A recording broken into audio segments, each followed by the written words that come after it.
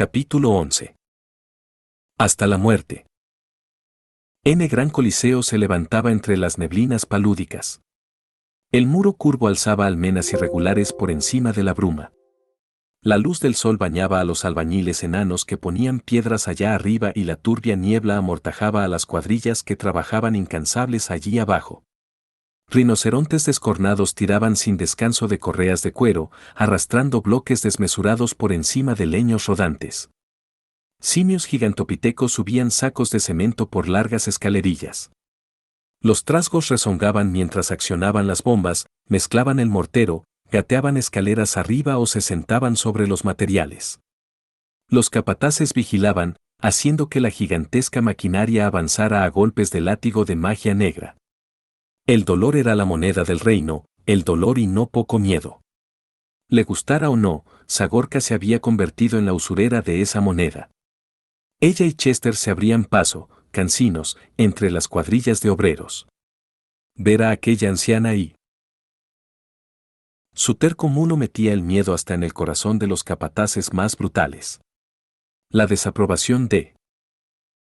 Aquella mujer suponía la desaprobación de Paje, y la desaprobación de Paje comportaba el dolor o la muerte.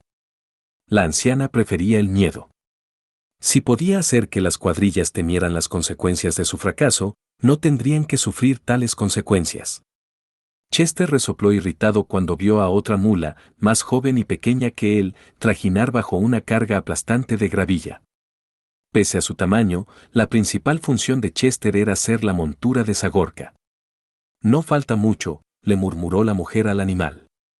Este rebuznó como respuesta, y los trasgos se agazaparon como si fueran a recibir un golpe.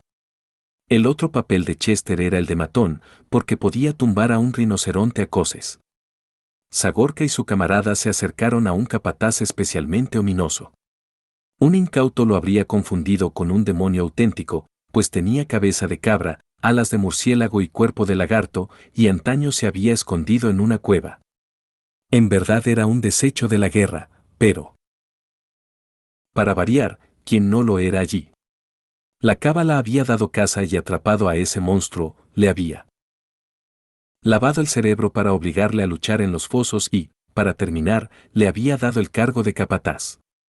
Hasta el momento, no había demostrado ser muy bueno en este último menester.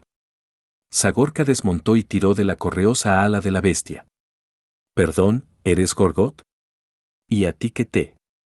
Empezó dándose la vuelta con los dientes encajados.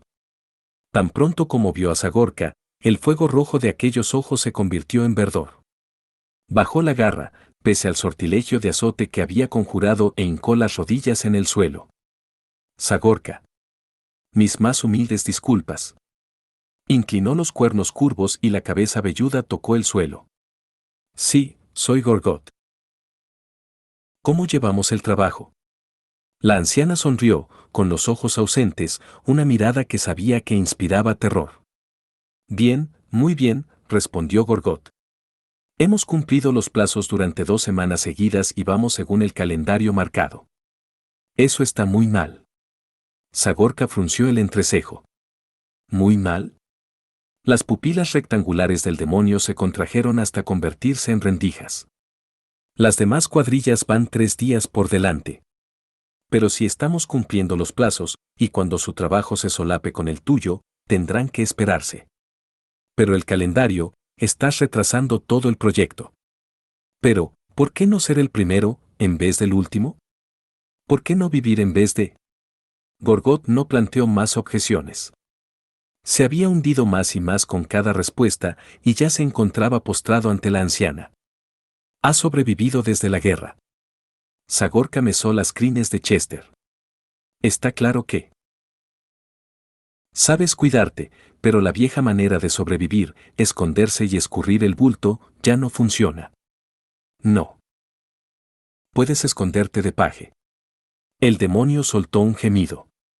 Tendrás que dar caña a esos obreros. Los machacaré hasta convertirlos en papilla. No, no lo harás. Los obreros mutilados no trabajan, los obreros muertos no trabajan. No puedes machacarlos hasta hacerlos papilla, pero debes hacerles creer que lo harás. ¿No es eso lo que haces tú? La bestia levantó su cabeza cornuda y un destello burlón le asomó a los ojos. ¿Amenazar sin ganas de llevarlo a cabo? No, le cortó Sagorka. Yo no amenazo, aconsejo. Yo no lo llevo a cabo, paje sí. Ella planea la muerte de todos vosotros, ya sea construyendo este coliseo o luchando en él. Yo te aconsejo acerca de cómo evitar la muerte. Tiró de las riendas de Chester y lo hizo girar lentamente. Hazme caso y vivirás. Pasa de mí y morirás. Es tan sencillo como eso. Sí, respondió Gorgot, con la frente otra vez apoyada en el suelo. Se quedó así hasta que la mujer subió al mulo y se alejó. Aunque por fuera el demonio estaba tan inmóvil como una piedra, por dentro su mente trabajaba deprisa. Las palabras de Sagorka eran más que un aviso, eran toda una lección en sí mismas. Se ganaba la atención de los capataces actuando como su valedora. Paje los castigaría, sí, eternamente, a menos que uno escuchara a su valedora. Gorgot iba a trabajar como le había dicho Sagorka. Se levantó del suelo y rugió hacia las nieblas, la señal para que sus obreros se congregaran. Enanos y trasgos de los campos de tallado respondieron de inmediato. Hay una nueva regla, dijo Gorgot. Cada noche azotarán a la cuadrilla más lenta. Y nosotros somos los más lentos. Pero si estamos cumpliendo los plazos, somos los más lentos. Pero si ya trabajamos 12 horas, somos los más lentos. Pero, silencio. Gruñó. Trabajaréis más rápido y más duro. Cada noche, yo mismo azotaré al que sea más lento de vosotros, a quien retrase a los demás. Y ahora, a trabajar. La bruma se disipó a media mañana, pero volvió a levantarse en el ocaso. A la luz mortecina, la niebla parecía hebras de oro. Era una metáfora muy apropiada. Paje estaba convirtiendo ese fétido pantano en oro, oro para la cábala, oro para el primero. Paje estaba de pie encima del muro del Coliseo. A través de los jirones calinosos vislumbraba a los obreros que tenía a los pies. Muchos seguían trabajando pese a lo entrado de la noche. Algunos dormían al lado de su puesto de trabajo, pues habían caído exhaustos. La mujer los dejó dormir a la sombra de las piedras a medio tallar o al calor de las fraguas humeantes. Hasta en sueños estarían trabajando. Solo se les permitían campamentos de verdad a las cuadrillas de los puentes en los islotes cercanos. Ya habían perdido demasiados obreros por culpa de los cocodrilos y las panceras. Los arqueros e infantes ya los protegían contra estas embestidas masivas, pero nada podía derrotar a las nubes de mosquitos. Nada excepto la piel de paje. Las estrellas fogueaban sobre el desierto. Jesca estaba en el suelo, encadenada, y las miraba. Trenza se agazapaba cerca, haciendo algo. Siempre estaba haciendo algo. Le había curado la herida a Jesca y la llevaba, cargada de cadenas, a la cábala. Y ella había accedido. Era su vida. La alternativa era la muerte. Paje se sacudió el ensueño. Una hilera de antorchas se deslizaba por el horizonte y se adentraba por el pantano. Una gabarra, iluminada por antorchas situadas en cada regala, remaba hacia la gran isla. Las gabarras no debían atracar después del ocaso debido a los continuos cambios en los lugares de anclaje. Tampoco debían gastar madera en antorchas. ¿Qué carga necesitaría de una llegada tan tardía y costosa?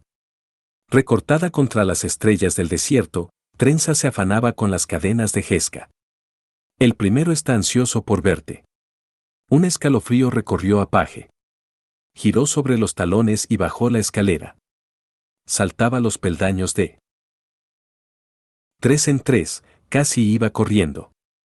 A su paso, los guardias se sobresaltaban, se volvían y se apartaban. De su temible señora. La mujer no les prestó atención.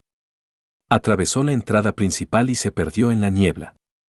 Una figura enorme surgió en lo alto y rebuznó. Paje apartó la mano. Había estado a punto de matar al mulo de su segunda.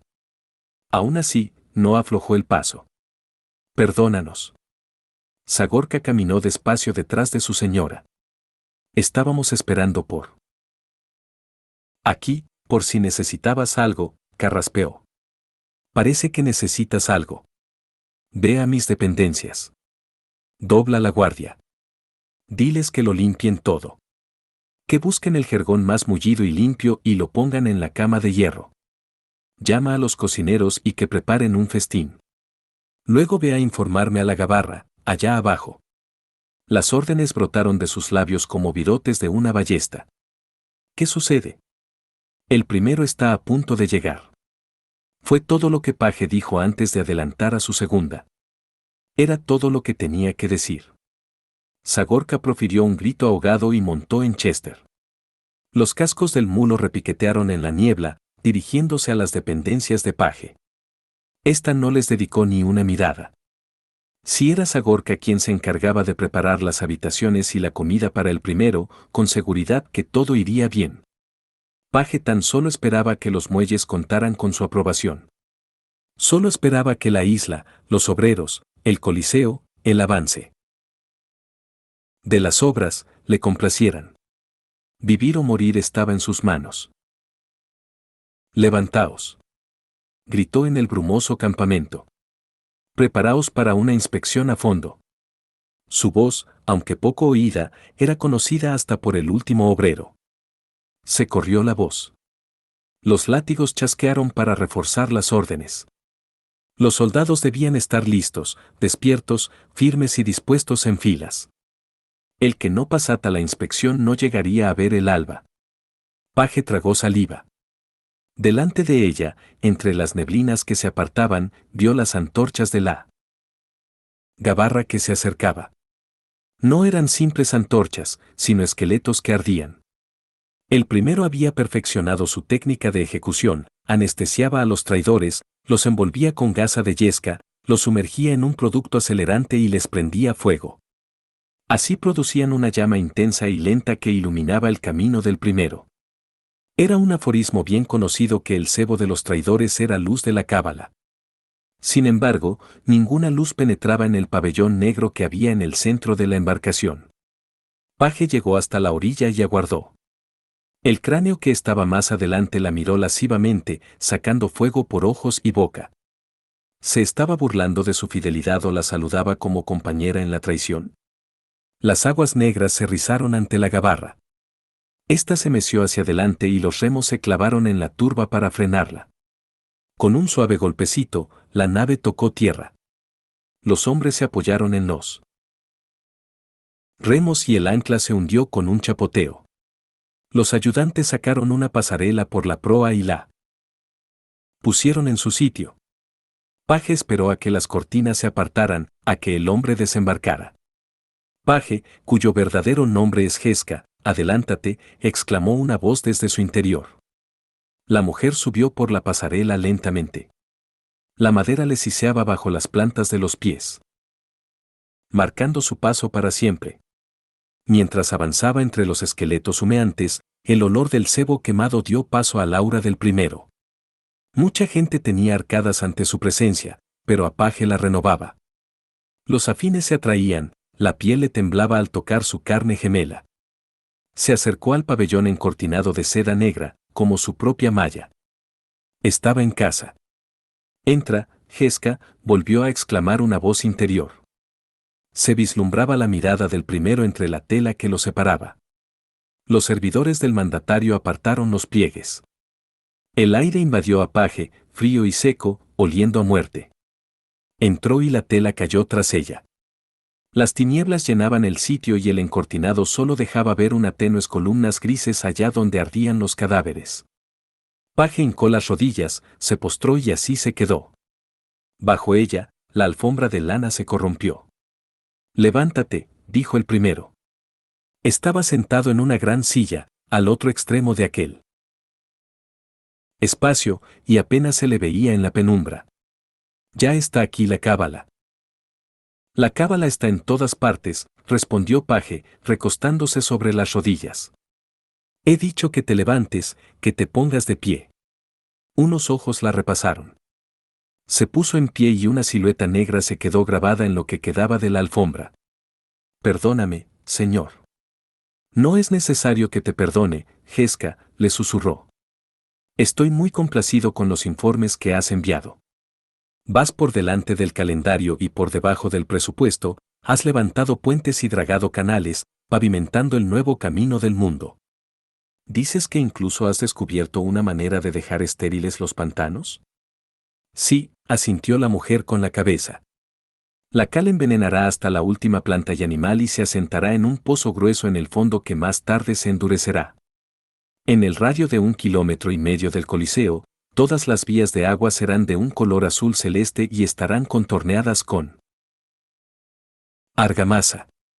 Es perfecto, desde luego. El primero soltó una risita.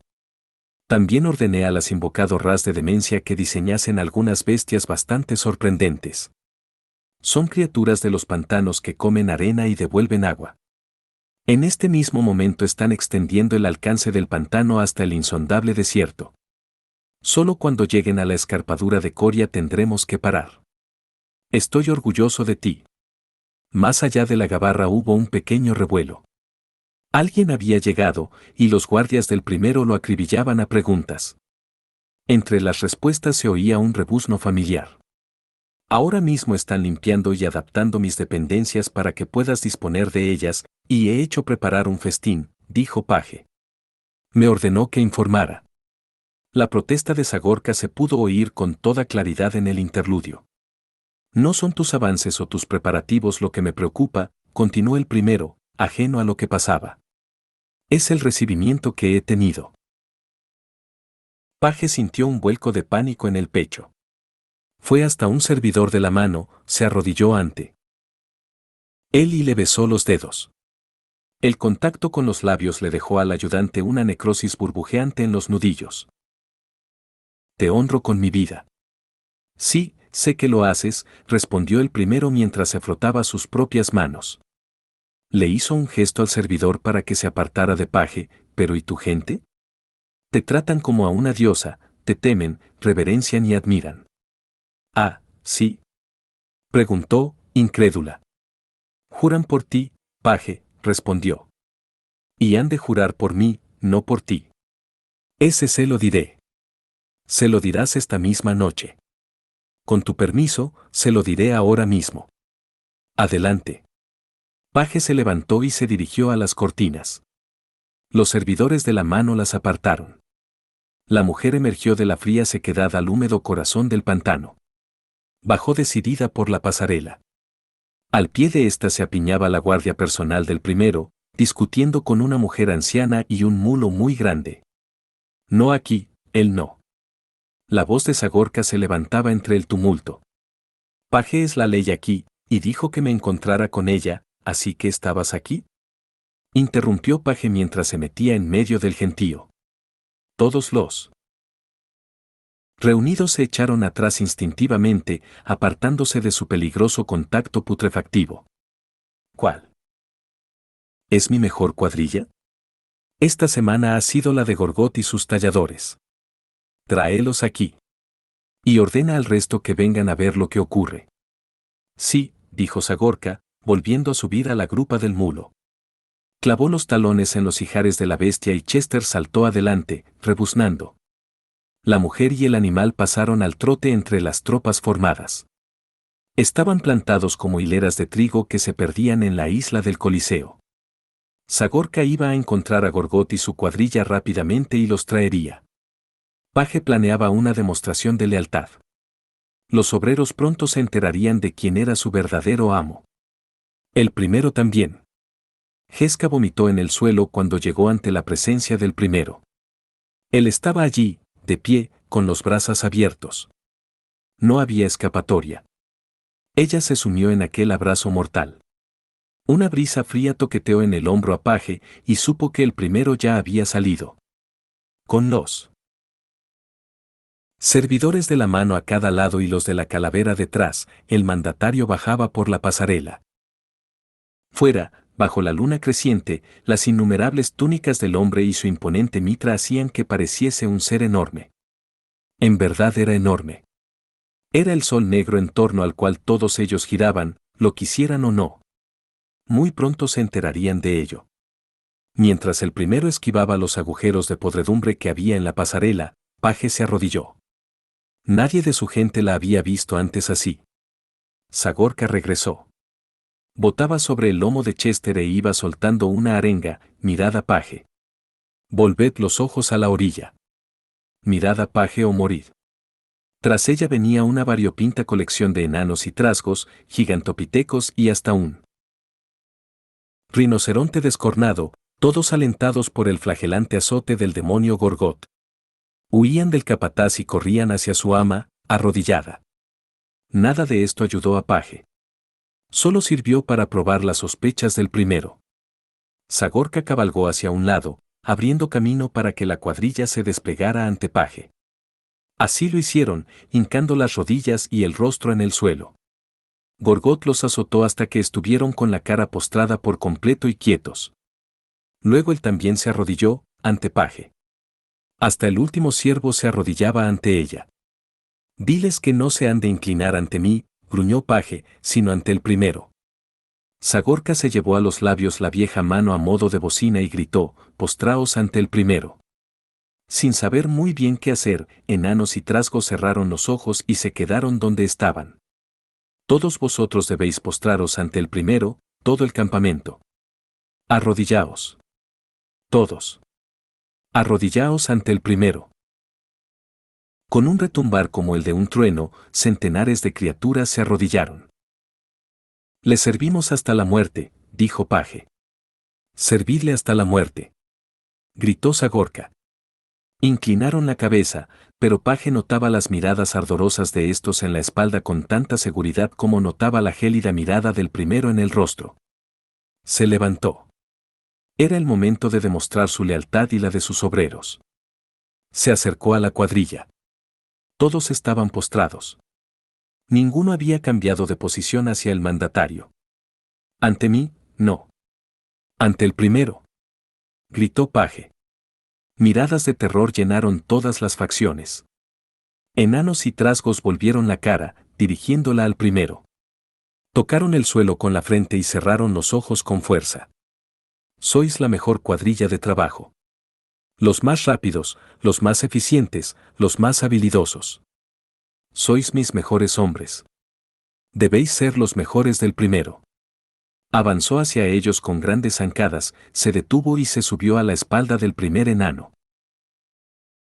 El algodón se quemó y esfumó, la piel se ajó, el músculo se desprendió, podrido, y el hueso se convirtió en yeso.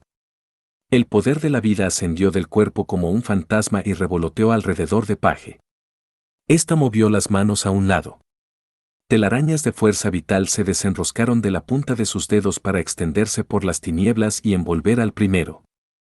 Este pareció que inhalara el poder. Casi de inmediato, la figura del mandatario se puso a brillar mientras Paje permanecía de pie en la requemada mitad del cuerpo. Con un chillido, el trasgo que estaba tirado en el suelo al lado del enano intentó levantarse y escabullirse. Paje volvió a pisar, esta vez inmovilizando a la criatura contra el suelo. Mientras el trasgo moría, los demás obreros hicieron ademán de ponerse de pie, pero Gorgot los azotó, solícito. Negros restallidos de magia negra hendían y mordían, enervándolos. Soy fiel al primero hasta la muerte. Las palabras de Paje también los laceraban. Ahora, vosotros también. Pese a las puntas garfiadas que abrían heridas justo por encima de ella, siguió avanzando. El azote llevaba la agonía. Paje llevaba la muerte. Uno a uno, mató a todos los obreros de su mejor cuadrilla. Hasta el último par de ojos de la isla contempló esas ejecuciones sumarias y hasta la última mente lo comprendió: había que rendir pleitesía al primero o morir. Paje no era su líder suprema, solo era un puñal en manos del mandatario. Gorgot lo contempló con más atención que ningún otro. Aunque el azote del demonio había zurrado con crueldad, sus ojos reflejaban una piedad morbosa. Él había disciplinado a aquellos obreros, y en aquel momento todos ellos agonizaban.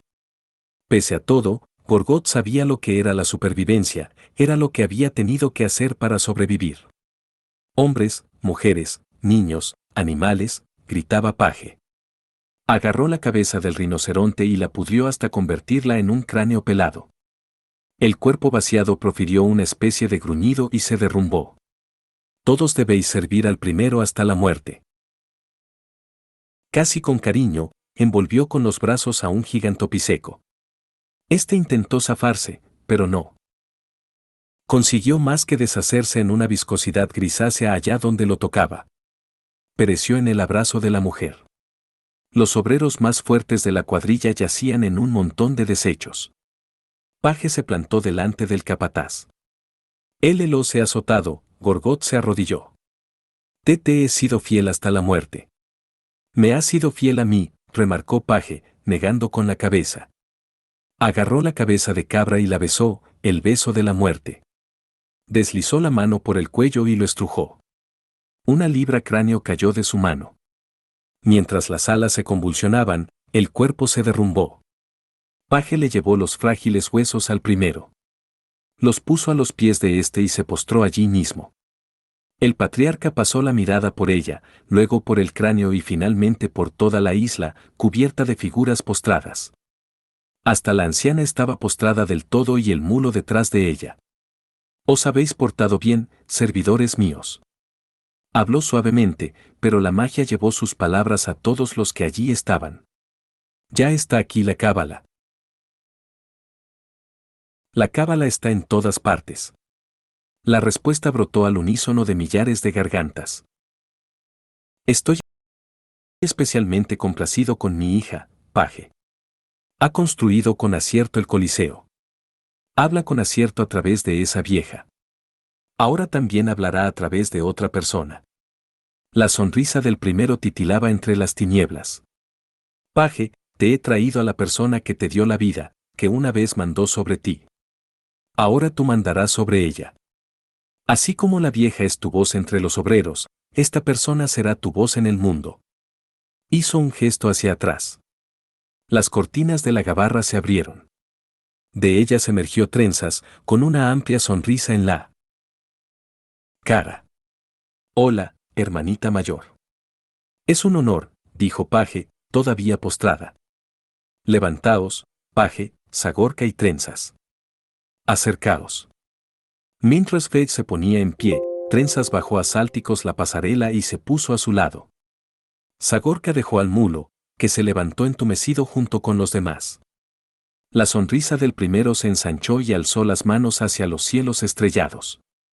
Vosotras tres convertiréis este coliseo en el centro de Otaria, en el centro de Dominaria.